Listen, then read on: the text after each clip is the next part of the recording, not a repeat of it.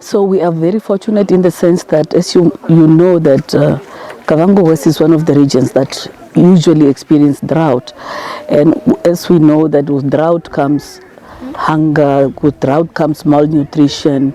It brings a lot of underlying issues. So when the UN agencies identified areas or constituencies in our region, so they tackled some of the issues that are brought about by drought. So there are 3 constituencies that are beneficiary to this funding.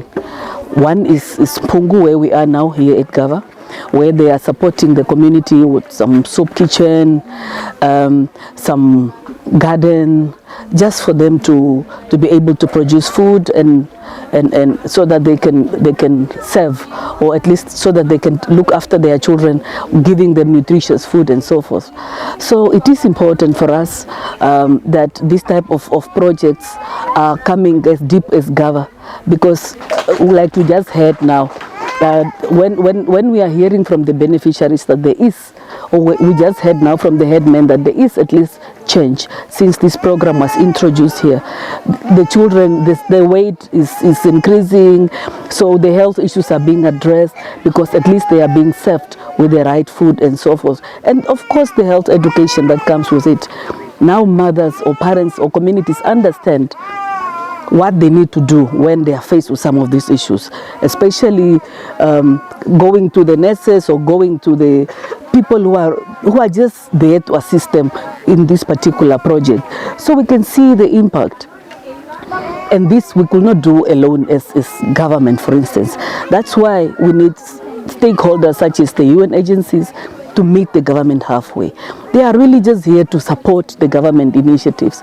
We know we have drought relief programs, but they are also now here assisting us rolling out the commodities vouchers, where we are also at the same time empowering the local entrepreneurs, the local retailers, because when they are given these vouchers, they are supposed to go here in their localities and they buy from the local retailers whatever they need to, whatever their needs are. So they are not expected to travel longer distances, which is also supposed to be a problem, but in this particular case they are encouraged to use the available retailers in their localities, and they take whatever is at their disposal using these vouchers. And I'm looking forward to hear more from the beneficiaries how this commodity voucher really, is impacting on their lives as well. But I'm very, very positive, because that is also one activity the government is about to roll out, to start giving vouchers for people to go and get themselves what they need from their different retailers available in their communities. So this program, all in all, we really appreciate it as Kavango West region.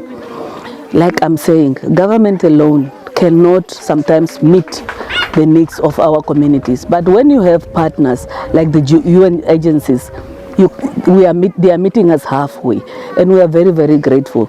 And what is important also is for us to learn that, of course, after every support, one needs to draw some lessons from it. And the lessons I want to encourage our communities to take from this support is for us to continue doing this as communities, as government, without the assistance of the UN agencies, because at some point it will stop or it will end. But then when we make sure our people are capacitated, sustainability, we need to see how we can continue, how we can sustain some of these projects that we were assisted on. So that is important, because we don't want to see immediately when the support stops from the UN agencies, then that is the end of it. So I want us still to sustain. So meaning sustainability is key in this particular issue. And also we need to empower our people. We need to empower our people so that we can now start to so that we can continue taking this project to greater heights. And also just to urge our residents of Kavango West to support to support the communities whenever they see that communities are coming up with different initiatives that are earmarked to address especially hunger. Because we know we are fortunate this year and hoping that we might have, or our people will have bumper harvest. But come summer, we might go back again to square one. And this is now where I'm saying we need to sustain some of those initiatives that we are being supported on by the UN agencies. So I urge our residents really to see how we can learn while we still have this support, how we can learn, and so that we can also go and tell others what they need to start in their different communities. It is important for us to stand to empower our people so that whatever support we are given, it must be maintained even after those sponsors or those development partners are no longer able to assist us. We are very fortunate, we regard ourselves very fortunate as a region that we were part of the regions that we identified to benefit from this. It's a very positive feedback that I'm hearing.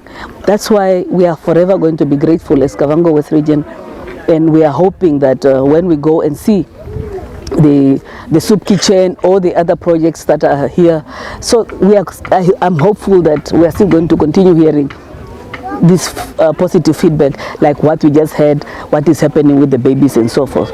So we really appreciate the hand or the support that we received from our development partners, the UN agencies especially.